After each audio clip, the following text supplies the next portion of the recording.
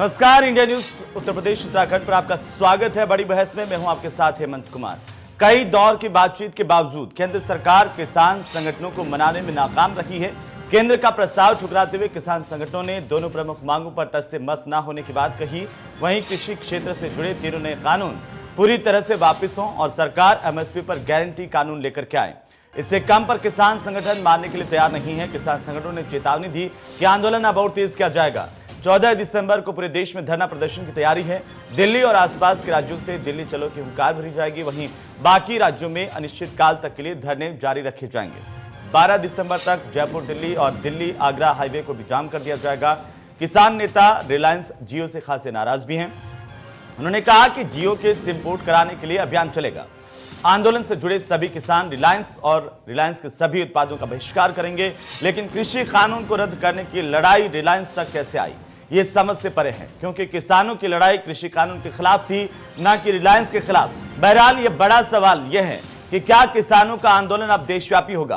प्रस्ताव पर किसानों के रुख पर सरकार का अगला कदम आखिर क्या होगा, और इन्हीं सवालों के साथ हम करेंगे आज की सबसे बड़ी बहस।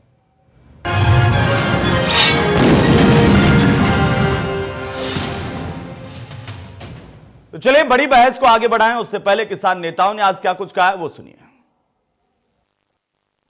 जो दिल्ली के इर्द गिर्द के प्रांत है, उत्तराखंड, यूपी, पंजाब, हरियाणा, मध्य प्रदेश, राजस्थान, ये एक दिन के लिए दिल्ली चलो की काल देते हुए धरने लगाएंगे।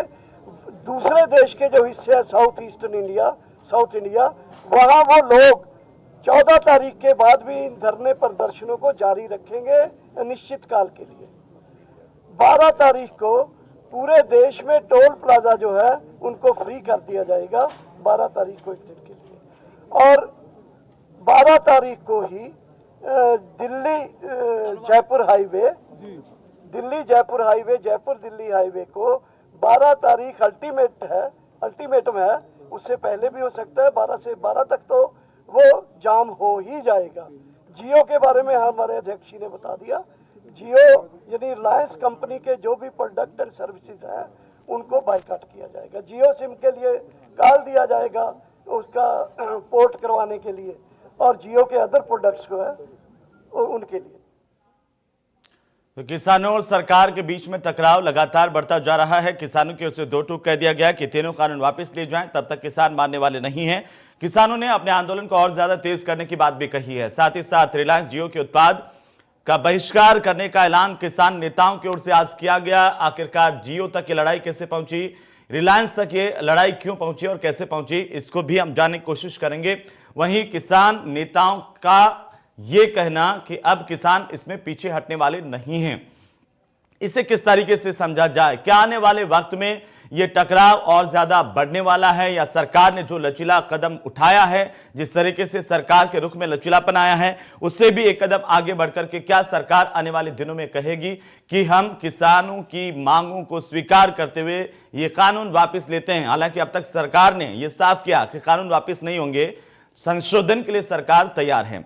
सबसे बड़ी बात यही है कि एक तरफ सरकार जो है वो कह रही है जिन मुद्दों पर किसानों को आपत्ति थी उन मुद्दों पर हम संशोधन के लिए तैयार हैं, चाहे वो किसानों को कोर्ट जाने का अधिकार मिलने की बात हो, चाहे एपीएमसी एक्ट की बात हो, या फिर किसानों को एमएसपी की गारंटी की बात हो। इन पर सरकार का लचीला रवैया है। सरकार की ओर से एक प्रस्ताव भी भेजा गया, लेकिन किसानों ने इस प्रस्ताव को ठुकरा दिया। आज की अगर हम बात करें तो आज तमाम ये जो घटनाक्रम हुआ है, उसी बीच विपक्ष के नेता भी राष्ट्रपति से मुलाकात करने के लिए पहुंचे थे। वहां पर उन्होंने भी मुलाकात की। राहुल गांधी के साथ साथ डी राजा और साथ ही शरद यादव भी मौजूद थे, बाकी 5 नेता कुल मिलाकर के। और उन्होंने यही कहा कि किसानों की मांगों को मानना चाहिए, किसान पीछे हटने वाला नहीं है। राहुल गांधी ने कहा कि हम किसानों के साथ खड़े हैं, आज नहीं तो कभी नहीं। उन्होंने यह भी कहा कि किसान ही हिंदुस्तान है। तो अब क्या इस पूरे घटनाक्रम में राजनीति अपनी जगह बना चुकी है। जो किसान पहले कह रहे थे कि हमारे मंच पर किसी भी राजनीति को हम जगह नहीं देंगे और हम अकेले अपनी लड़ाई लड़ते आ रहे हैं, आगे भी लड़ते रहेंगे। इस लड़ाई का हश्र क्या होगा? सरकार और किसानों के बीच क्या बातचीत फिर से सौहार्दपूर्ण माहौल में शुरू होगी? क्या सरकार और किसान मिलकर के कोई रास्ता निकाल पाएंगे, क्योंकि लगातार हमने देखा कि जिस तरीके का गतिरोध बढ़ा और वो अब लगातार बढ़ता जा रहा है। अब किसान नेताओं ने कह दिया कि उनका आंदोलन और ज्यादा तेज होगा। आज दिन भर का घटनाक्रम जिस तरीके से घटा, उसके बाद अब लगातार इसी बात का अंदेशा है कि किसानों की ओर से 12 तारीख को दिल्ली जयपुर हाईवे को भी सील करने की बात कही गई है। साथ ही साथ किसानों ने कहा कि किसान तब तक पीछे नहीं हटेगा जब तक कि उनकी मांगें पूरी तरह से नहीं मान ली जाती है। तो सरकार ने आज सुबह किसानों को प्रस्ताव भेजा था जिसमें एमएसपी को लेकर गारंटी देने की बात कही गई थी। उम्मीद थी कि बात बन जाएगी, लेकिन किसानों ने प्रस्ताव को अस्वीकार कर दिया और साथ ही साथ किसान नेताओं की ओर से यह साफ कर दिया गया कि वे पीछे हटने वाले नहीं हैं। इसी बीच हम आपको बता दें कि इसी तमाम कवायद के बीच सरकार और किसानों में जहां एक तरफ गतिरोध भी जारी है, वहीं गृह मंत्री अमित शाह से कृषि मंत्री की मुलाकात भी हुई है। इस मुलाकात के मायने क्या है, इसमें क्या कुछ चर्चा की गई, क्या इससे कुछ इस बात के संकेत मिले हैं कि सरकार और ज्यादा लचीलापन लाएगी अपनी बात में, सरकार और ज्यादा अच्छे तरीके से बेहतर माहौल में बातचीत होगी जिसमें किसान मांग जो है वो मान जाएंगे। आखिर इसमें आगे होगा क्या, लेकिन अभी तक जो स्थितियां हैं उसमें किसानों ने साफ किया। किसान नेताओं ने प्रेस कॉन्फ्रेंस की और उसमें कहा कि दिल्ली और आसपास के राज्यों से दिल्ली चलो की हुंकार भरी जाएगी, बाकी राज्यों में अनिश्चित काल तक के लिए धरने जारी रखे जाएंगे। तो किसान नेताओं की ओर से प्रेस कॉन्फ्रेंस के दौरान क्या कुछ कहा गया वो भी हम सुनवाते हैं। पहली बात तो जो सरकार की ओर से प्रपोजल आई है, हम सब ने फैसला किया है, उसको देखा है, उसको हम पूरी तरह से रद्द करते हैं। अगर सरकार दोबारा कोई प्रपोजल भेजती है तो उसके बारे में विचार करेंगे। दूसरा फैसला ये हुआ है, जियो सिम, जियो के जो जितने भी प्रोडक्ट हैं पूरे देश में नेशनल लेवल पर जो मॉल्स है सभी का बाइकाट करेंगे। पूरे देश में एक दिन का जिला हेडक्वार्टर पर मोर्चा लगेगा। 14 तारीख शुक्रवार को उनको घेरेंगे और वहां मोर्चा लगेगा। सोमवार पूरे देश में लगातार रोष प्रदर्शन जारी रहेंगे। पंजाब, हरियाणा, यूपी, एमपी, राजस्थान और अदर स्टेट जहां पर पूरे रोष प्रदर्शन जारी रहे। जो फैसले हुए हैं, बात तो कर दी है, ज्यादातर रख दिया है साथियों ने। 14 तारीख को जो है पूरे देश के अंदर 14 तारीख को पूरे देश के अंदर बड़ा आंदोलन होगा। हर जगह प्रदर्शन किए जाएंगे। 14 तारीख को 12 तारीख को जयपुर हाईवे रोड है उसको रोका जाएगा और इसको जो टोल प्लाजे हैं इनको पर्चे मुक्त किया जाएगा। ये फैसला पूरे देश के अंदर लिया गया है और सब जगह पे इस आंदोलन को और ज्यादा तेज करने के लिए पूरे देश के अंदर कॉल दी जा रही है कि सभी देश से लोग जो है वो दिल्ली की तरफ कूच करेंगे। ये कॉल दी जा रही है कि ज्यादा से ज्यादा लोग जो है वो दिल्ली की तरफ आएंगे और इसके लेकर जिलों के अंदर जो प्रोटेस्ट हैं वो 14 तारीख से शुरू हो जाएंगे, जहां पर जो बीजेपी के लोग हैं, जो एमपी है, एमएलए है, इनके जो मंत्री है, उन सब का पूर्ण रूप से इनका बाइकाट किया जाएगा। इनके खिलाफ प्रदर्शन किए जाएंगे और ये प्रदर्शन जो इनके खिलाफ, नेताओं के खिलाफ लगातार जारी रहेंगे। ये आंदोलन जब तक ये 3 काले कानून निरस्त नहीं हो जाते हैं तब तक ये आंदोलन लगातार जारी रहेगा। संगठन का नहीं है और पूरे ये मोर्चाबंदी जिस तरह से दिल्ली की करी जाएगी ये पूरे यहाँ का किसानों का फैसला है और आम किसान जो गाँव में है वहां तक अपनी आवाज हम अब पहुंचावे। जो फैसले यहाँ पे लिए हैं सब देश के किसानों की रजाबंदी इन फैसलों के साथ में है। जो तारीख यहाँ पे दी गई है उन तारीख पे सब लोग अपना काम करेंगे। जो ड्राफ्ट भारत सरकार ने दिया था वो ड्राफ्ट हमको मान्य नहीं है।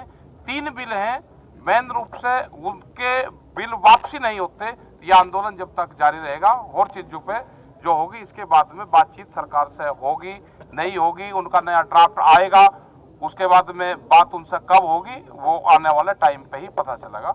हम सब लोग साथ में हैं।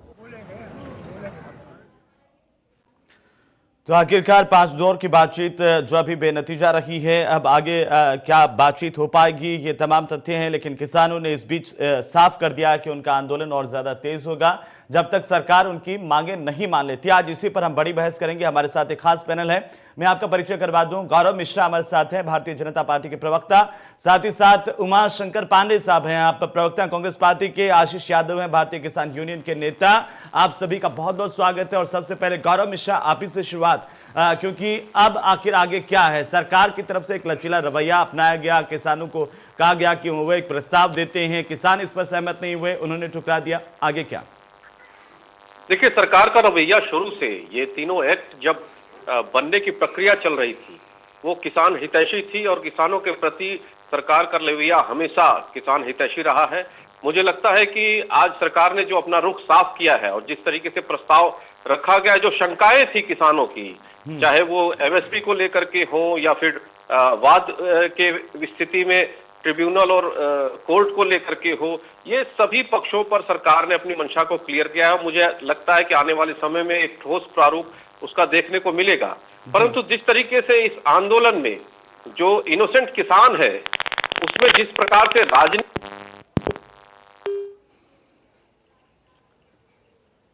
बिल्कुल, और मैं गौरव जी आपके पास आऊंगा। आखिरकार आपने कहा कि सरकार ने अपना रवैया शुरू से ही लचीला बनाए रखा था और अब सरकार ने पूरा साफ कर दिया कि जिन मसलों पर किसानों को आपत्ति थी, आप उन मसलों पर संशोधन के लिए तैयार हैं। लेकिन उमा शंकर पांडे, आप पर आरोप ये बीजेपी का भी, और आज चूंकि राहुल गांधी भी मिलने गए थे विपक्ष के नेताओं के साथ राष्ट्रपति से, आप पर आरोप यह है कि आप अपनी राजनीति चमकाने के लिए किसानों को गुमराह कर रहे हैं, जबकि सरकार तो पहले से ही कहती आई कि ये किसान हितैषी बिल है और अभी भी जिन मुद्दों को लेकर आपत्ति है उन पर संशोधन करने के लिए तैयार हैं।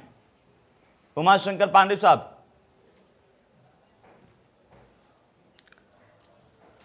देखिए हिमांशु जी, अगर ये किसान हितैषी बिल है तो फिर किसान सड़कों पर उतरकर इस कड़ाके की ठंड में ठिठुरते हुए जी आंदोलन करने को विवश क्यों है, मजबूर क्यों है? ये जवाब देश की जनता भी भाजपा से जानना चाहती है और कांग्रेस भी जानना चाहती है, एक बात। दूसरी बात,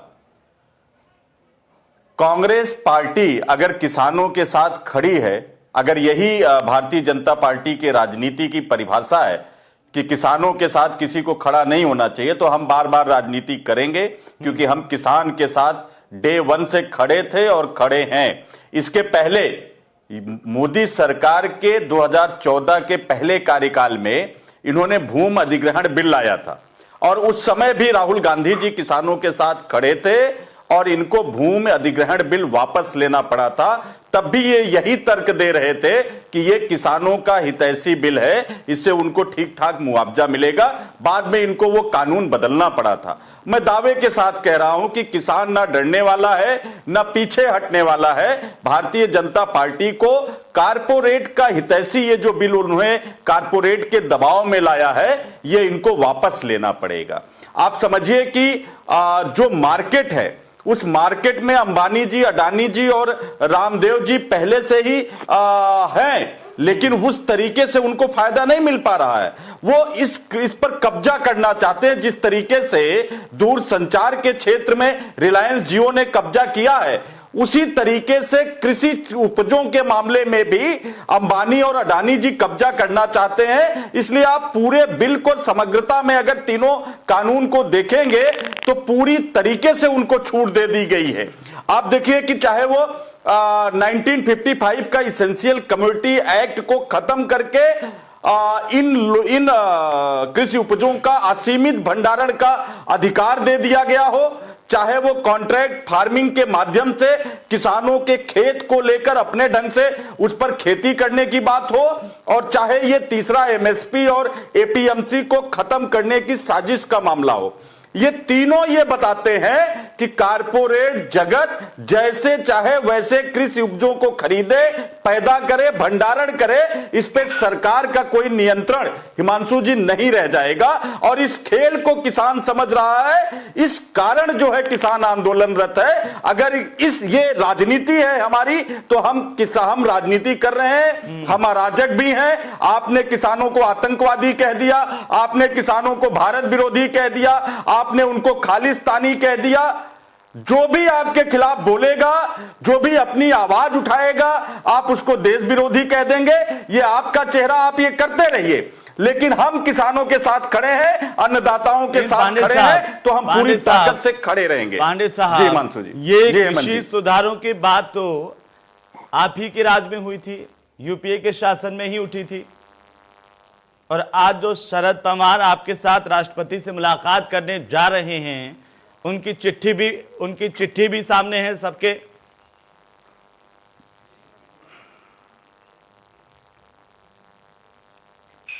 हेमंत जी, ये हमारे मैनिफेस्टो की बात कर रहे हैं, ये चिट्ठी की बात कर रहे हैं, उसमें कहीं ये लिखा है मैनिफेस्टो कि की हम बात कर रहा हूं, MSP को खत्म कर 2019 देंगे। का घोषणा पत्र। मैं पूरी चुनौती के साथ कह रहा हूं, ये पत्र जी, हमारा घोषणा पत्र हेमंत जी क्या कहता है? आप तो बड़े पत्रकार, आपने पढ़ा होगा, मैंने भी पढ़ा है, उसमें कहीं लिखा है हम MSP खत्म कर देंगे? अरे तो कौन आप बता दीजिए, मेरे पास मैनिफेस्टो है, हम दोनों सरकार आप कह रही है कि MSP खत्म कर देंगे, उस बिल में कहीं है जिक्र इस बात का? फिर तो पांडे साहब, फिर तो इस बात को लेकर के भी आप जो सवाल उठा रहे हैं, हम वो तो गलत उठा रहे हैं। हमने इस कहा कानून में तो MSP खत्म करने का जिक्र नहीं है। सुनिए, यही मेरी सुधार बात आप पूरी हो लागू जाए। करें हेमंत तो जी, वो अच्छे हमने हैं। उसमें कहा है, जी, सुन लीजिए, मेरे पास चिट्ठी है सर। नहीं, हमने जो कहा है वो मैं बता दूं। हमने कहा है कि हम warehouses, cold storage, block level तक खोलेंगे, ये हमने अपने मैनिफेस्टो में लिखा है। रही बात एपीएमसी में सुधार की मांग जायज है, हम सब इस बात से चिंतित रहे हैं कि कैसे एपीएमसी में जो व्याप्त भ्रष्टाचार है, कैसे सुधार संशोधन की बात हमने की है। संशोधन का मतलब होता है रिफॉर्म करना है। ये अगर तो मोदी सरकार रिफॉर्म की बात करती तो हम सब उनके साथ खड़े होते, हम सब उनके साथ खड़े होते, लेकिन सरकार कर क्या रही है? नहीं, रिफॉर्म नहीं है, कारपोरेट के हाथ में देने की साजिश है। मैं साबित कर दूं इसको। आप देखिए, एपीएमसी जो मंडी में कृषि उपज बेचे जाएंगे, उन पर 8.5% का टैक्स लगेगा, लेकिन जो मंडी के बाहर कारपोरेट को बेचा जाएगा वो टैक्स फ्री होगा। ऐसा क्यों? इसका मतलब कि कारपोरेट को फायदा देने के लिए काम किया जा रहा है। और जब बाहर टैक्स नहीं निकल रहेगा तो कोई उसमें बैठ के खरीदारी क्यों करेगा? वो बाहर नहीं बेचेगा। आपने 8.5% कम पे वो कृषि उपज को बाहर खरीदेगा। आपने एक देश एक बाजार की बात नहीं की थी?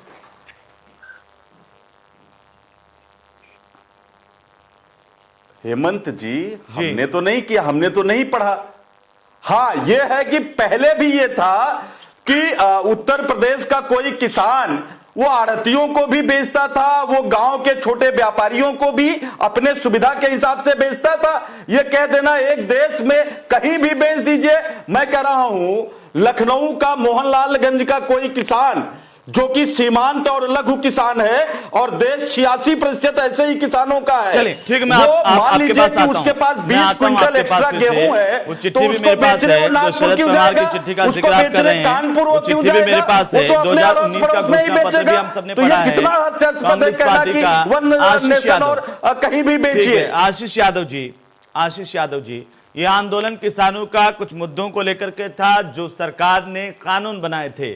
अब सरकार कह रही है कि जहां पर आपको संशय है उन पर हम सुधार करने के लिए, संशोधन करने के लिए राजी है, तब आप क्यों पीछे जा रहे हैं? और दूसरा सवाल इसके साथ साथ ये कि आंदोलन जब कृषि कानूनों को वापस लेने को लेकर शुरू हुआ था, उसमें रिलायंस कैसे आई?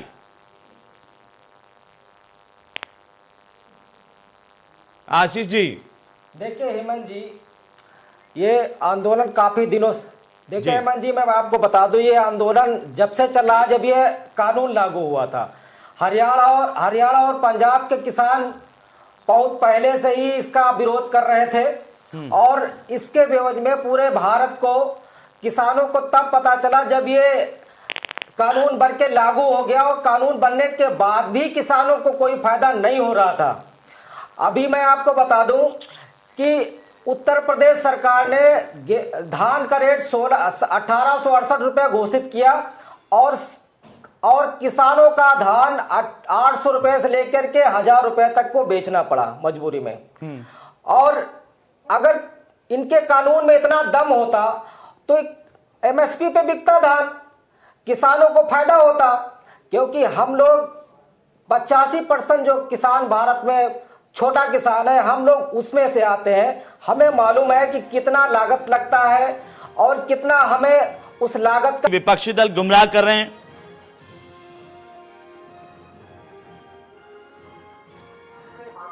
आशीष जी,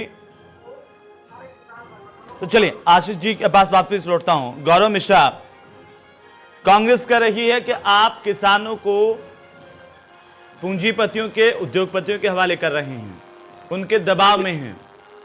देखिए, इनका ये घिसा पीटा प्रलाप है और काफी समय से इन लोगों ने ये स्लोगन झूठ फैलाना शुरू किया है। कारपोरेट अडानी अंबानी का ये गाना गा रहे हैं और देश सबके समावेश से ही चलता है, चाहे वो कारपोरेट हो चाहे वो किसान हो, सभी के समावेश से चलता है। ये तो इस तरह की बात कर रहे हैं कि जैसे कोई एक वर्ग अपराधी हो गया हो इस देश में। कॉन्ट्रैक्ट फार्मिंग की बात के विषय पर ही जी मैं वापस आता हूं जी। गौरव मिश्रा, लेकिन पांडे साहब आप सुन रहे हैं? उमाशंकर पांडे आप सुन रहे हैं? तो एक तरफ किसान है, दूसरी तरफ सरकार है जी। उमाशंकर पांडे। हेमंत जी, हाँ जी बोलिए, आपकी आवाज आ रही है। ठीक है जी जी। सवाल यह कि देखिए हेमंत जी, देखिए ये कह रहे हैं कि वो भी इसी देश के हैं। मैं बिल्कुल सहमत। अंबानी और अडानी से क्या हमारी कोई दुश्मनी है क्या? या किसानों ने आज उनके प्रोडक्ट्स के बहिष्कार की घोषणा की है, तो क्या किसानों की उनसे कोई दुश्मनी है क्या? सबसे ज्यादा रिलायंस जियो के सिम इस देश में लोग उपयोग करते हैं, किसी की कोई दुश्मनी नहीं है। लेकिन आपको यह जरूर समझना पड़ेगा कि आखिर 2014 से लगातार अंबानी, अडानी और पतंजलि, ये तीन कंपनियों को इतना ज्यादा फायदा क्यों हो रहा है? क्यों हर समझौते में, हर बड़े व्यापार में अंबानी, अडानी और पतंजलि के अलावा चौथा कोई नहीं दिख रहा है? राफेल से लेके रक्षा तकनीक और रक्षा हथियारों के उत्पादन में हर जगह अडानी जी हैं और दूरसंचार के हर मामले में रिलायंस जियो है। और लॉकडाउन में भी 1.5 लाख करोड़ रुपए का प्रॉफिट रिलायंस को हुआ है, अडानी जी को प्रॉफिट हुआ, पतंजलि को 10,000 करोड़ का प्रॉफिट हुआ, बाकी सबको तो नहीं हुआ। और जो पीछे जो देखा गया, मैं एक उदाहरण के तहत कहता हूं पांडे जी, देखिए, बिहार में अडानी अंबानी को कोई प्रोजेक्ट नहीं दिया गया और वहां किसानों के हालत छत्तीसगढ़ में अडानी को कोई प्रोजेक्ट नहीं मिला जहां पर आपकी सरकार है। ये भी तो बताइए ना सर। अगर अंबानी अडानी इतने बुरे हैं, देखिए तो यूपीए के शासनकाल में क्यों उनको सहायता दी गई? छत्तीसगढ़ की सरकार में अभी हाल ही में एक प्रोजेक्ट उनको क्यों दिया गया अडानी को? देखिए, हमारी कोई दुश्मनी, देखिए हाँ तब अच्छे हैं हेमंत जी, हमने आपसे कहा ना कि हमारी कोई दुश्मनी है क्या? पूरे देश की दुश्मनी नहीं है। रिलायंस जियो देश का नंबर 1 नेटवर्क क्यों है? क्योंकि लोगों ने अपनाया। लेकिन आज जो खेल हो रहा है वो हो रहा है, उसके पीछे रीजन है। आप समझिए कि क्यों दिया गया अडानी को? अभी सुनिए, जवाब दीजिए उस पर। आपने दिया था क्या? कब दिया गया? ये रमन सिंह से पूछिए, हमसे मत पूछिए। रमन सिंह के पास जाइए और पूछिए जो चावल घोटाले में बाहर हो गए हैं, आपके शासन में जिनको चावल घोटाले में जनता ने उठा के बाहर फेंक दिया, ये रमन सिंह और उनके बेटे अरविंद सिंह से पूछिए, हमसे मत पूछिए। पांडे साहब, हमसे मत पूछिए। दूसरी बात ये, अभी आप फ्यूचर, अच्छा जी, दिक्कत कानूनों से है या अडानी अंबानी से है? कानून से है जी, बिल्कुल स्पष्ट है, दिक्कत कानून से है। लेकिन इस कानून के पीछे कौन है, यह देश की जनता भी समझ रही है, कांग्रेस भी समझ रही है और किसान भी समझ रहा है। क्या इस देश का किसान, जैसा कि भाजपा कह रही है कि कांग्रेस उनको बरगला रही है, क्या इस देश का किसान जो धरती का सीना फाड़ के वहां से अन्न उपजाकर लॉकडाउन में भी हमारे थाली में भोजन कम नहीं होने दिया, उस किसान को ये क्या अपर समझते हैं क्या? किसानों के प्रति यह धारणा है भारतीय जनता पार्टी का क्या? किसान को बरगलाया जा सकता है क्या? जो पढ़ाई लिखाई के पहले जब पढ़ाई लिखाई नहीं थी तब भी वो हमारे लिए गौरव मिश्रा, पेट जल्दी से एक भरता था। संक्षेप में उस जवाब किसान दीजिए, को जो ये क्या कांग्रेस सवाल समझते कर रहे हैं। हैं? गौरव उस किसान का ये क्यों अपमान कर रहे हैं? उनको गौरव कोई जी। बरगला सकता है क्या? चलिए, गौरव जी को आवाज नहीं जा रही है, उनकी आवाज ठीक करवाते हैं। राजपाल कश्यप साहब भी हमारे साथ जुड़ चुके हैं, समाजवादी पार्टी के प्रवक्ता। राजपाल जी, स्वागत है आपका भी। और अब चूंकि आप कहां खड़े हुए हैं, कैसे देख रहे हैं? किसान ने कह दिया कि प्रस्ताव हम ठुकराते हैं, आंदोलन को तेज करेंगे। सरकार कह रही है कि हम संशोधन के लिए तैयार हैं, बीच में रिलायंस जियो आ जाता है।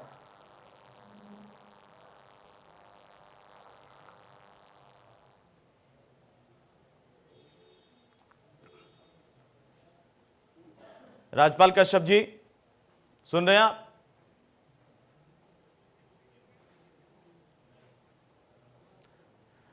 जवाब दीजिए राजपाल जी। जी हेमंत जी, सवाल यह है कि जो लड़ाई कानून को लेकर के शुरू हुई थी, जब सरकार कह रही है कि हम संशोधन करने के लिए तैयार हैं, जिन मसलों पर आपत्ति थी, और अब बीच में रिलायंस जियो, अडानी अंबानी ये सब आ गए। ऐसा है कि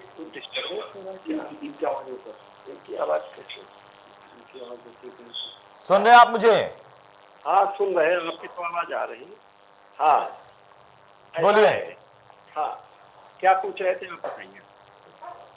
मैं पूछ रहा हूं कि जो आंदोलन कानून को लेकर के शुरुआत था, जिसमें आपत्तियां थी, अब सरकार जब कह रही कि हम संशोधन को तैयार हैं, तब ये आंदोलन कह रहा है, किसान नेता कह रहे हैं कि अंबानी का जो जियो है उसका हम बहिष्कार करते हैं।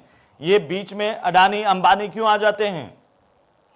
देखिए, कहीं न कहीं विश्वसनीयता की बात है। ये विश्वास जनता को, किसानों को, देश के लोगों को इस बीजेपी सरकार से उठ चुका है। ये विश्वास का मसला है, क्योंकि ये देश के प्रधानमंत्री, मुख्यमंत्री कभी झूठ नहीं बोलते थे, या ये केवल मार्केटिंग करके, ब्रांडिंग करके ये जिस तरीके से भ्रम फैलाते हैं, ये कहते गुमराह कर दिया। गुमराह तो देश को ये बीजेपी के लोग करते हैं। जब कोरोना आता है ताली थाली बजवा के गुमराह करते हैं। ये इन्होंने तो समझाया था नोटबंदी से क्या क्या फायदे हैं, तो देश के लोगों को क्या फायदा हुआ, पता नहीं कितनी चीजें समझाई गई थी नोटबंदी के जमाने में। पूरी सरकार लगी थी प्रचार करने में। ये केवल गुमराह करके, देश को भ्रमित करके, दुनिया को भ्रमित करते हैं बीजेपी के लोग।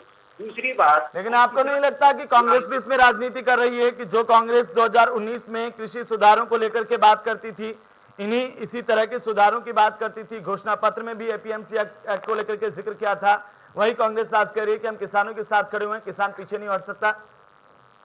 देखिए, ये किसानों ने उनको हटा दी और किसानों के साथ में कांग्रेस को चोरी करती थी, ये डकैती डालनी थी। आप समझ लीजिए कि किसान को बिजली महंगी दे रहे हैं, आप खाद महंगी दे रहे हैं, पेट्रोल डीजल कहते थे 35 रुपए में बिकेगा, आज डेली बढ़ जा रहा है, पता ही नहीं लग रहा।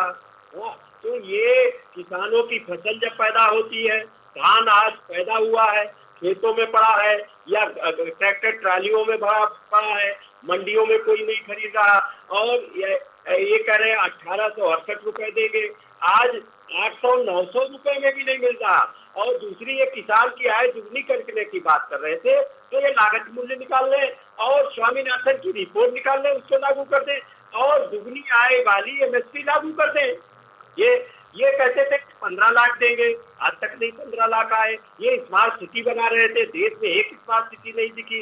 ये बुलेट ट्रेन ले आ रहे थे, वो भी नहीं दिखी। ये केवल भ्रम को, देश को भ्रमित करने का काम तो बीजेपी कर रही है, डेवलपमेंट की बात नहीं कर रही, किसान की। गौरव मिश्रा जी, आपको मेरी आवाज आ रही तो जल्दी से जवाब दीजिए समाजवादी पार्टी और कांग्रेस के सवालों का। बताए ना गौरव जी, देखिए, कांग्रेस पार्टी आता और हूं सर समाजवादी आपके पास। पार्टी जी। दोनों एक ही खांचे में बैठी हुई पार्टियां हैं।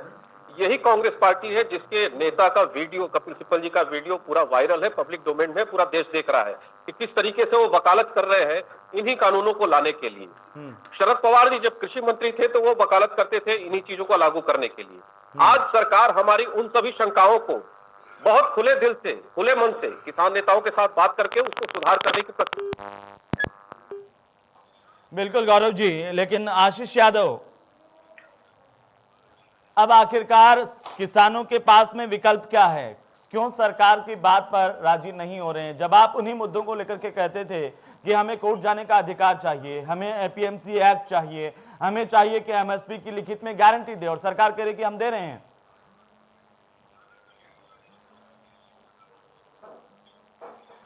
देखिए हेमंत जी, ये जो कानून बना, ये कानून किसान विरोधी है। इससे किसानों को कोई भी फायदा नहीं होने वाला है। इसलिए हमारे संगठन की और पूरे भारत के संगठन की ये मांग है कि इस कानून को रद्द करके दोबारा से किसान नेताओं के साथ और कुछ किसानों के साथ में बैठ करके चर्चा करके जो नया कानून बनना चाहिए किसानों के हित में, वो कानून बनाया जाए। ये जो कानून इन्होंने बनाया है लॉकडाउन में, ये किसानों से ना कोई चर्चा की गई, ना कोई बैठक की गई, ना कोई सलाह दिया गया। किसान विरोधी है, लेकिन आप ये तो बताइए कि कैसे किसान विरोधी कोरोना काल से आप तो यही कह रहे थे ना कि हमें एमएसपी की गारंटी चाहिए, आप यही कह रहे थे कि एपीएमसी एक्ट मजबूत होना चाहिए, आप यही कह रहे थे किसान को कोर्ट जाने की अनुमति मिलनी चाहिए। जब ये सरकार संशोधन के लिए तैयार है, ये सब देने के लिए तैयार है, तब भी आपको क्यों लगता है कि किसान विरोधी होगा उसके बावजूद भी? नहीं, ये आखिर ये रद्द भी तो कर सकते हैं, नए तरीके से ड्राफ्ट तैयार कर लें, नए तरीके से ड्राफ्ट तैयार करें। पुराने संशोधन इसमें क्यों जाया जाए? जब नए तरीके से ड्राफ्ट तैयार किया जा सकता है, नया बनाया जा सकता है, इसको रद्द करके नए तरीके से बना ले। फैलाना चाहते हैं, दिक्कत है?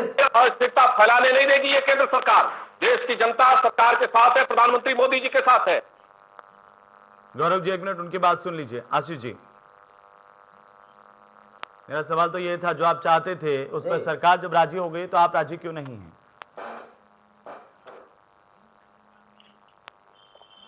नहीं, पूरे भारत के किसान संगठन ये चाहते हैं अगर ये हो जाए उसके बावजूद भी आपको लगता है कि फिर भी किसान विरोधी रहेगा, तो आप समझाइए ना कि कैसे किसान विरोधी रहेगा उसके बावजूद भी। नहीं, किसानों के साथ जब बैठ करके जो नया ड्राफ्ट बनाएंगे तब कोई ऐसी संस्था नहीं रह जाएगी, सारे किसान नेता सहमत होंगे इसमें और किसान नेताओं को बुलाया जाए, क्योंकि जो ये ड्राफ्ट बनाया गया इसमें किसानों के साथ में बैठक नहीं की गई, उनसे सलाह नहीं लिया गया। मुझे ये बताइए कि आप विरोध करने के लिए विरोध कर रहे हैं या किसानों के हितों के लिए विरोध कर रहे हैं? आप किसानों के हितों की बात कर रहे थे, आप कह रहे थे कि ये सब हो जाएगा तो किसान के लिए भला हो जाएगा। जब सरकार कह रही कि ये सब करने के लिए राजी हैं, उसके बाद आपत्ति क्या है? अब इस बात को लेकर के लड़ाई है क्या कि कानून ये पूरा का पूरा वापस लिया जाए, उसके बाद ही कुछ बनाया जाए, तभी आप राजी होंगे? आगे का रास्ता क्या है? नहीं, देखिए हेमंत जी, सरकार का बहुत कड़क रवैया है, क्योंकि सरकार इतने दिनों से किसान संगठन सारे मिलकर के दिल्ली के बॉर्डर पे धरना दे रहे हैं। किसान से बात करने के लिए सरकार को समय नहीं है। बहुत मुश्किल से 7-8 दिन बाद जो है बात हुई, तो उस बात पे सहमति नहीं बन पाई किसानों की। ये हुआ कि सरकार जो है इस बिल को रद्द करे और नए तरीके से कानून बनाए। गौरव जी, किसान कह रहे हैं कि इनको रद्द किया जाए और नए तरीके से कानून बनाए जाएं, तभी वो राजी होंगे। देखिए, आपको ध्यान होगा 14वां-15वां दिन है किसान आंदोलन। आपकी पिछली बात हम नहीं सुन पाए थे जी, नेटवर्क ब्रेक हो रहा है बार बार जी। मैं ये बताना चाहता हूँ कि किसानों का विरोध जो था इन तीनों कानूनों को खत्म करने के लिए नहीं था। उनका सिर्फ उनकी कुछ शंकाएं थी, जैसे एमएसपी को लेकर के। बाद की स्थिति में जो एसडीएम के निस्तारण की बात, उसको लेकर के इस प्रकार से, और जो एमएसपी की गारंटी की बात, उसको लेकर के। लेकिन तीनों कृषि कानून समाप्त कर दिए जाए, ऐसी डिमांड किसान संगठनों ने नहीं की थी। लेकिन ऐसी स्थिति उत्पन्न क्यों हुई?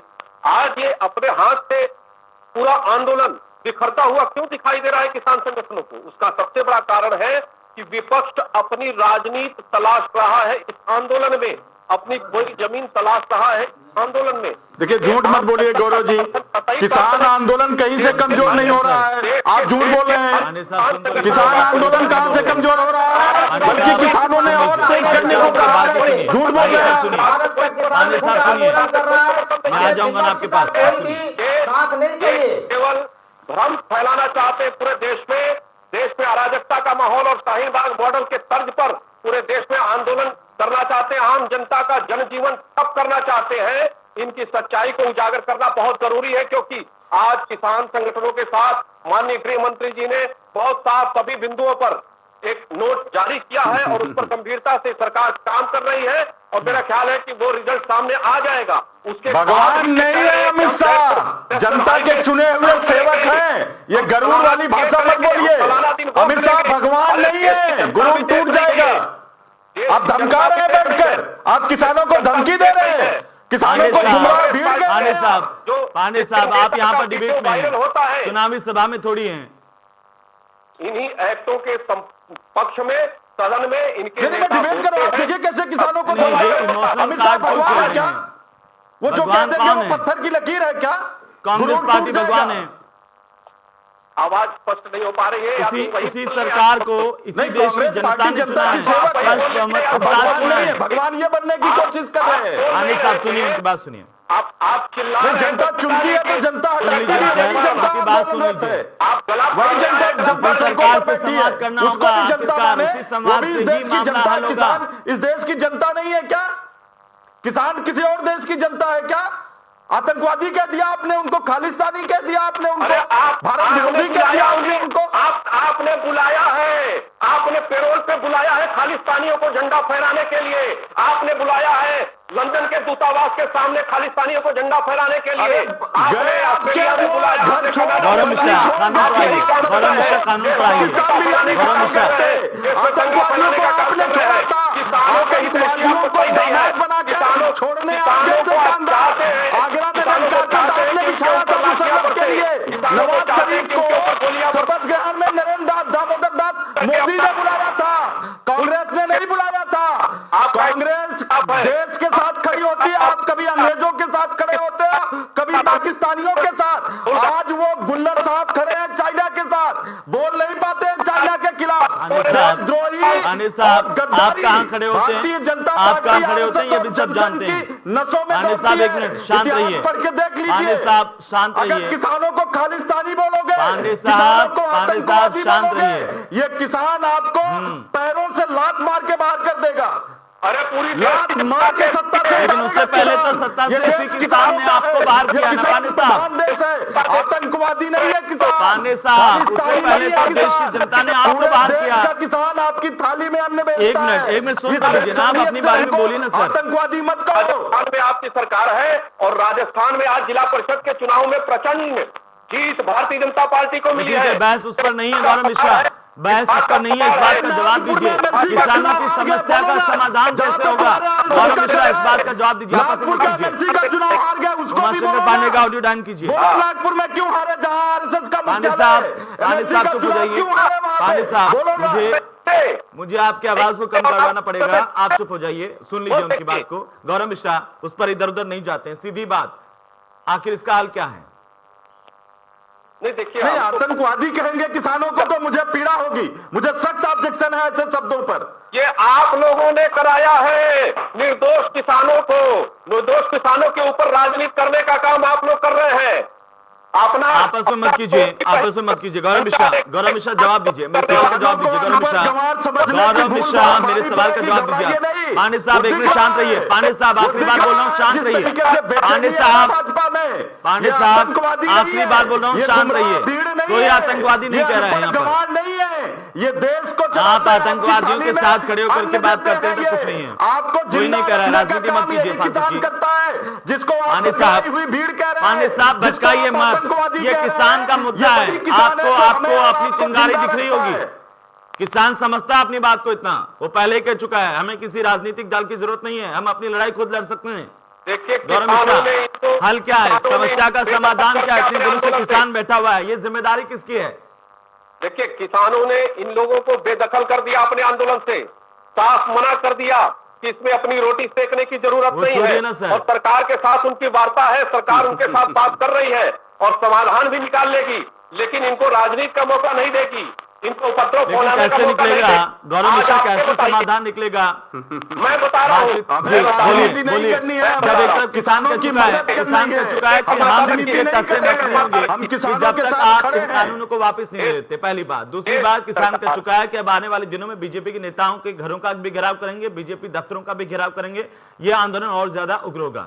समाधान कैसे निकलेगा? देखिए पिक्चर बहुत साफ है। जी, सरकार एक तरफ वार्ता कर रही है, उनके जो जो बिंदु हैं उस पर आज माननीय गृह मंत्री जी के वार्ता के बाद वो सरकार ने प्रेस नोट दे दिया है, स्पष्ट है। उन सभी बिंदुओं पर सरकार गंभीरता से विचार कर रही है और एक समाधान तक पहुंच जाएगी। उसके बाद भी देश में बंद करना, हाईवेज बंद करना, मंत्रियों का घेराव करना, देश में बंदी करना, ये किस तरफ ले जाता है, ये किस दिशा में ले जाता है? ये इस दिशा में ले जाता है कि अपना बढ़ाया हुआ कदम, ये विपक्षियों के दबाव में किसान भ्रमित हो गए हैं और उस दिशा में आगे बढ़ रहे हैं जहां से समाधान का रास्ता नहीं निकलेगा। लेकिन आपको विश्वास के साथ हम कह सकते हैं कि भारतीय जनता पार्टी की सरकार किसानों के हित में आशीष जी 100% निर्णय लेगी। ठीक है, मैं आता हूं वापस आपके निर्णय पास। लेगी। आशीष जी, किसान के विपक्ष के दबाव में है?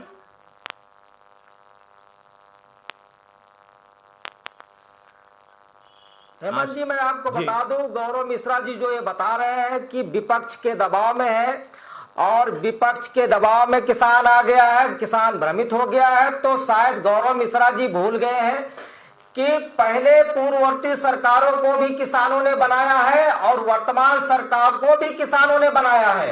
अगर किसानों की इस बात सरकार नहीं सुनेगी तो इन सरकारों का इस भारत पे राज्य करने का कोई अधिकार नहीं है, क्योंकि आप डराइए मत। किसानों ने ही इन सरकारों को बनाया था कि शायद इन सरकारों ने, बीजेपी सरकार किसानों के हित में काफी कुछ जो है योजनाएं लाएंगी और गौरव जी, सुन लीजिए 2022 बात। में माननीय मोदी जी ने जो नारा दिया था कि 2022 में इनका किसानों का आय दोगुनी होगी, पर आप ये बताएं 2022 में किस आधार पे दोगुनी करेंगे ये आमदनी? क्या आज जिस रेट में ट्रैक्टर मिल रहा है, क्या आज 2022 में वो ट्रैक्टर वो उतने रेट का होगा? क्या आज जो खाद मिल रही है इस समय, क्या 2022 में वो खाद उतने के मिलेगी? तो 2022 में किसानों की आमदनी कहां से दोगुनी करेंगे? और ये मिश्रा जी भूल गए हैं, क्योंकि इनको किसानों ने ही बैठाया है गद्दी पे, और किसान अगर बैठा सकता है कि तो किसान उतार भी सकता है। ये भ्रम में मत रहिए। आशीष जी, क्या आप जानते हैं, मेरा एक सवाल है आपसे। आशीष जी, मेरा एक सवाल है आपसे। क्या आप जानते हैं कि कृषि की लागत और मूल्य आयोग जो है देश का, जिसे CACP कहते हैं, इस साल की रिपोर्ट में उसने कहा, कांग्रेस शासन में भी उसकी रिपोर्ट थी, उसमें उसने कहा कि कई फसलों की भारत की जो कीमत है वो अंतर्राष्ट्रीय बाजार से ज्यादा है। सभी फसलों पर आज भी MSP नहीं दिया जाता। सभी फसलों पर कांग्रेस के राज में भी MSP नहीं था। कांग्रेस के राज में किसान इतना खुश था तो 20 मार्च 2013 को किसान जंतर मंतर पर क्यों धरना दे रहा था, प्रदर्शन कर रहा था?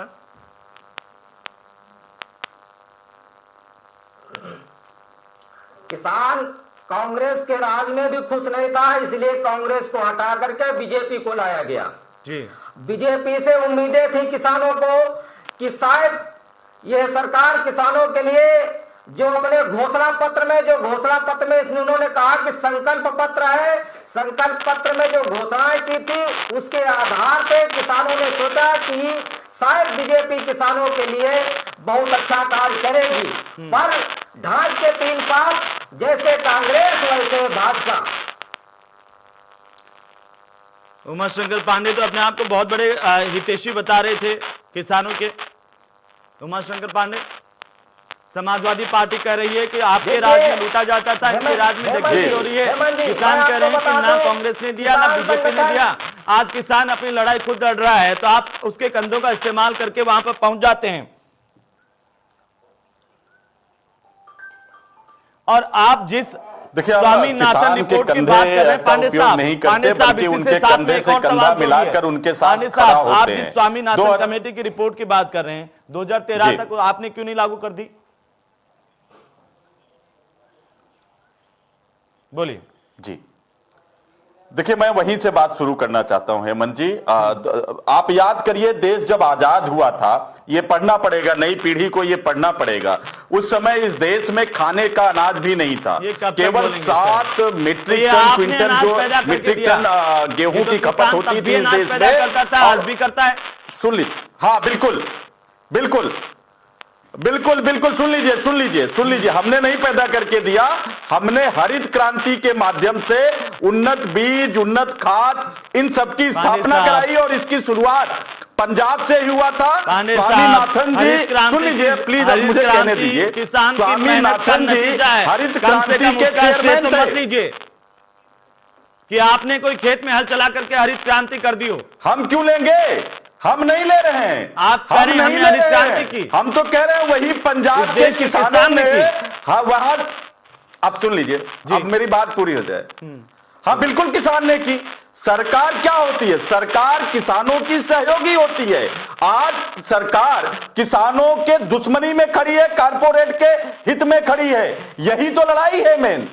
हमने हरित क्रांति जो है वो शुरू किया किसानों के साथ पंजाब में, और उसका परिणाम क्या हुआ कि आज देश धन धान्य से भरपूर हो गया। स्वामीनाथन जी की आप बात कर रहे हैं, हरित क्रांति के चेयरमैन स्वामीनाथन साहब ही थे, है ना?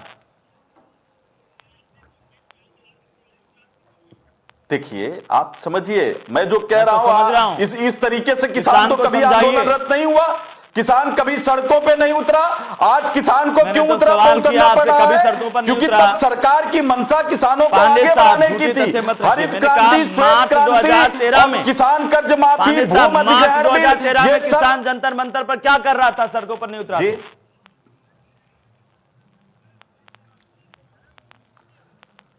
किसान आंदोलन करने को कब उसको रोका गया? उसको जहां कहीं लगेगा कि ये कमियां है, आंदोलन उसको करना चाहिए। हमने कभी नहीं रोका। यहां तक सुनिए, अब आप सुन लीजिए। मैं बताऊं, राजीव गांधी जी देश के प्रधानमंत्री थे और महेंद्र सिंह जी टिकैत वो बैठ गए थे बोट क्लब पे धरने पर। हमने, राजीव गांधी जी ने अपने धरने का स्थल बदल दिया था कि आप अपना आंदोलन जारी रखिए। इस तरीके से किसानों को सम्मान दिया जाता था हमारे समय में। ये नहीं कि किसान आ रहा है, वाटर कैनन चला रहे हैं, सड़कें खोद दे रहे हैं। देश के किसानों को आंदोलन करने का अधिकार क्यों नहीं है? स्वामीनाथन कमेटी की रिपोर्ट आपने क्यों नहीं लागू की? उस सवाल का जवाब दीजिए ना सर। आ रहा हूं सर मैं। हाँ,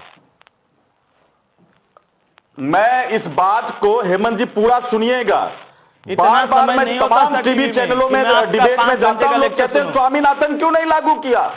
नहीं सुनिए, अरे स्वामीनाथन आयोग क्यों, कब रिपोर्ट क्यों नहीं लागू की? ये प्रश्न वो लोग करते हैं जिन्होंने कभी स्वामीनाथन आयोग की रिकमेंडेशन पढ़ी ही नहीं। मैं आपके चैनल पे बता रहा हूं, भाजपा प्रवक्ता 4 रिकमेंडेशन बता दे, उसमें से ज्यादातर हमने लागू कर दिया। और इतना बड़ा देश है, कुछ चीजें होती हैं जो तात्कालिक तौर पर नहीं लागू की जा सकती। रिपोर्ट आपने पढ़ी है ना? लेकिन हमने कभी, पांडे साहब एक मिनट सर, आपने अच्छे तरीके से बिल्कुल पढ़ी है, कमेटी की रिकमेंडेशन बिल्कुल पढ़ी है सर। C2+ FL का फॉर्मूला क्या बताइए? बिल्कुल बताइए। आज किसान आपसे जानना चाह रहा है, बताइए। C2+, मैं C2+ नहीं, सुनिए, मैं आपके सभी दर्शकों को बताता हूं, आप टाइम दीजिए। A2CL, अरे आप बताइए सर, बताइए। मैं बता देता हूं। नहीं, रुक जाइए। पांडे साहब बहुत बड़े किसानों के हितैषी है। आज देश की जनता इन्हीं से सुनेगी। पांडे साहब को फ्रेम पर लाइए, देश की जनता देखना चाहती है। अरे मैं सुना तो रहा हूं, आप बोलने देंगे? सुनाइए। आपने C2+ पूछा ना, सुन लीजिए। हाँ, मैं सुन रहा हूं। सुन लीजिए, C2+ क्या है? देखिए, जो किसानों का लागत होता है उसमें जो सबसे ज्यादा लागत मिलती है वो C2+ है। इसमें जमीन का किराया, परिवार के सदस्य जो उसमें काम करते हैं उनका जो शारीरिक श्रम होता है, उसका जो इंफ्रास्ट्रक्चरल इन्वेस्टमेंट होता है वो, और जो नकदी होता है, इन सबको मिला के जो CACP कमीशन फॉर हाँ, मैं वही कह रहा हूं। हाँ। इन सबको मिलाकर जो कास्ट निकाली जाती है कैसे निकालती वो है वो C2 है और उसमें प्लस 50% उनका प्रॉफिट, ये C2 प्लस 50% है। हाँ। और मोदी सरकार ने इसी का वादा किया था 2014 में घूम घूम कर कि हम C2 प्लस देंगे, स्वामीनाथन वाला हम लागू करेंगे। लेकिन क्या C2 प्लस के हिसाब से MSP ये दे रहे हैं क्या? यहां तक कि CACP को, सुन लीजिए हेमंत जी, CACP को समाप्त करने की घोषणा 2018 में अरुण जेटली जी ने किया था। वो लाए थे नीति आयोग के साथ मिलकर, क्या कह रहे थे उस कि वक्त? एक नीति लाए थे। उस नीति में क्या था? उसका नाम था कि नए भारत की रणनीति 75 के नाम से उन्होंने इसको लॉन्च किया था, जिसमें CACP को समाप्त करने की उन्होंने घोषणा की थी। नवंबर 2019 में निर्मला सीतारमण जी ने MSP को समाप्त करने की घोषणा की थी, उसकी वकालत की थी। और 2017 से यह कवायद चल रही थी। पहले 2017 में 3 साल के लिए इस कानून को लाने की कोशिश की गई थी, लेकिन तब सामने चुनाव था 2019 का, इसलिए ये पीछे हट गए। अब चूंकि लोकसभा का चुनाव खत्म हो गया है, ज्यादातर राज्यों का चुनाव खत्म हो गया है, प्रचंड बहुमत है इनके पास, तो ये समझते हैं कि अब किसानों को दबाकर इस काले कानून को लागू करने का सही अवसर है, इसलिए ये ऐसा कर रहे हैं। और आप अभी बात कर रहे थे अंबानी और अडानी का, आप समझिए ये कोई संयोग नहीं हो सकता कि इजराइल में पहुंच जाते हैं अडानी जी, हथियार की कंपनी खोल लेते हैं और बाद में कॉन्ट्रैक्ट मिल जाता है, इंडिया और इजराइल का मिलके जो है हथियार बनाने का कंपनी खुल जाता है। ये कोई संयोग नहीं है कि अभी अंबानी जी ने पूरे फ्यूचर ग्रुप को खरीद लिया, जिसमें बिग बाजार, राजपाल कश्यप कुछ करना चाहते हैं? ठीक है, खरीद लिया ठीक है, अंबानी जी ने। हो गया। पतंजलि का उमाशंकर आटा पांडे जी तेल हो गया। पहले से आपने बिक वो फॉर्मूला रहा नहीं बताया, है, कोई अडानी बात जी नहीं, का मुझे तेल पता आटा है। पहले से बिक रहा है। ये ठीक सब है। मिलाकर समग्रता ठीक है, में इस ठीक है। देश को इन ठीक है, 3-4 कारपोरेट राजपाल कश्यप गुलाम साहब, और बधुआ मजदूर राजपाल जी, बनाने का खेल खेला जा रहा है। राजपाल जी कुछ कहना चाह रहे हैं, बोलिए। देखिए हेमंत जी, हमें लगा आप भूल गए आपको। जी, नहीं मैं आपको भूला नहीं हूं, बोलिए। नहीं, मैं तो कह रहा हूँ इन्होंने आय दुगनी करने का वादा किया था, तो ये MSP जो तय कर रहे हैं वो उसमें आय दुगनी वाली MSP तय करें, पहली बात। दूसरी बात, इन्होंने तो, हम उत्तर प्रदेश के निवासी हैं, हम उत्तर प्रदेश की बात बता रहे हैं। उत्तर प्रदेश में इन्होंने कानून बनाया कि 14 दिन में अगर पेमेंट नहीं होगा तो ब्याज सहित हम गन्ने का पेमेंट करेंगे। तो आपको मैं बताना चाहता हूँ, अभी इनका 2017-18 सत्र का ही 242 करोड़ रुपए बकाया है और 2018-19 का 548 करोड़ बकाया है और 2019 और 20 का 12,994 करोड़ रुपए बकाया है। ये किसानों का बकाया है। दूसरी बात, धान सरकार ने 1868 रुपए तय किया है। अब आज उत्तर प्रदेश के धरातल पे कहीं भी पता कर लीजिए, आपके भी बहुत संबंधी होंगे, आपके टीवी चैनल के लोग हैं, इनसे किसी से पूछ लीजिए, किसी जिले के पत्रकार से पूछ लीजिए कि धान कितने में बिक रहा है। आप बताइए, मंडियों में आप धान बिकी नहीं, 1868 रुपए का धान। राजपाल जी, आपकी बात उस जगह पर सही है। किया जा रहा है कि नमी है, आपकी बात सही है उस जगह पर, लेकिन आप ये बताइए कि अगर कोई सुधार नहीं होगा पुरानी व्यवस्था में तो किसानों की आय दुगनी होगी कैसे? कोई अलादीन का चिराग तो है नहीं। हम यही बताना चाहते, आय दुगनी ऐसे होगी, आप जो धान 1868 रुपए का है उसको 1868 में खरीद लीजिए। आप वही तो सरकार कह रही है कि हम MSP गारंटी देने के लिए तैयार हैं। वही तो कह रही है ना सरकार, वही तो अभी गौरव मिश्रा कह रहे थे। मंडी खत्म किए दे रही, मंडी गौरव मिश्रा क्या कह रहे थे? वही तो कह रहे थे राजपाल जी कि सरकार कह रही है कि हम MSP की गारंटी देने के लिए तैयार हैं। आशीष यादव, एक कमेंट छोटा सा। आशीष जी, एक कमेंट छोटा सा। हेमंत जी, हाँ, एक चीज बताइए, ये कहते मैंने आजाद कर दिया किसान, अब कहीं तक कहीं मैं इन सारी पार्टियों से एक सवाल करना चाहता हूँ। चलिए आशीष जी, एक छोटा सा संक्षेप टिप्पणी, आखिरी टिप्पणी आशीष जी, उसके बाद खत्म करेंगे। ठीक है राजपाल जी, ठीक है। बड़े बड़े अडानी, मुझे बड़ी शर्म आती है ठीक है राजपाल जी, ठीक है कि अब एयरपोर्ट चौधरी चरण सिंह के नाम पे लखनऊ में बना था। अब ठीक है, हम एयरपोर्ट की बात नहीं कर रहे सर आज, वो ठीक है, अडानी को दे दिया वो सब जानते हैं, अंबानी को दे दिया वो सब जानते हैं। ठीक है आशीष यादव, छोटा सा कमेंट। आशीष यादव, सुधारों के बिना आय दुगनी होगी कैसे? आप इन सुधारों पर राजी नहीं है। संक्षेप में बिल्कुल राजपाल जी की आवाज डाउन कर दीजिए, ज्यादा समय नहीं है। एक संक्षेप में छोटा सा कमेंट आशीष यादव। बात तो सरकार से ही करनी पड़ेगी, अडानी अंबानी से तो बात करने जाएंगे नहीं। संशोधन भी सरकार करेगी या वापस कानून लेगी तो सरकार करेगी। विरोध अडानी अंबानी का क्यों है? हेमंत जी मैं लास्ट में मैं कुछ कहना चाहता हूँ। बोलिए। हमारी लड़ाई सरकार से नहीं है, हमारी लड़ाई जो तीन कृषि कानून लाए गए हैं इसके विरोध में है। ठीक है, हम जितने भी राजनीतिक पार्टियां हैं उनसे हम एक सवाल करते हैं कि जो 1967 में पहली बार खरीदारी शुरू हुई थी, तब उस समय एक बोरी गेहूं बेचने के बाद सोना भी खरीद लेती थी। लेकिन हाल तो बातचीत से निकलेगा ना गौरव मिश्रा। हाँ या ना में सीधा कानून वापस लेने के लिए तैयार है या नहीं है? आज कितने बोरी बेचने गौरव मिश्रा आखिर में इतना बता दीजिए, कानून वापस लेने के लिए सरकार तैयार है या नहीं? नहीं, कतई नहीं, कानून कतई नहीं है। चलिए, तो फिर आखिरकार ये गतिरोध टूटेगा कैसे? इसको लेकर के लगातार संशय भी बना। आप सभी का बहुत बहुत शुक्रिया। गौरव मिश्रा आपका भी, राजपाल कश्यप साहब आपका भी, उमा शंकर पांडे साहब आपका भी, आशीष यादव आपका भी। एक तरफ किसान हैं जो इस बात के लिए अड़े हुए हैं कि कानून वापस नहीं लिए तो आंदोलन खत्म नहीं होगा, एक तरफ सरकार है जो कह रही कानून वापस नहीं होंगे चाहे संशोधन करवा लो। आखिर रास्ता क्या होगा यही देखना होगा। नमस्कार।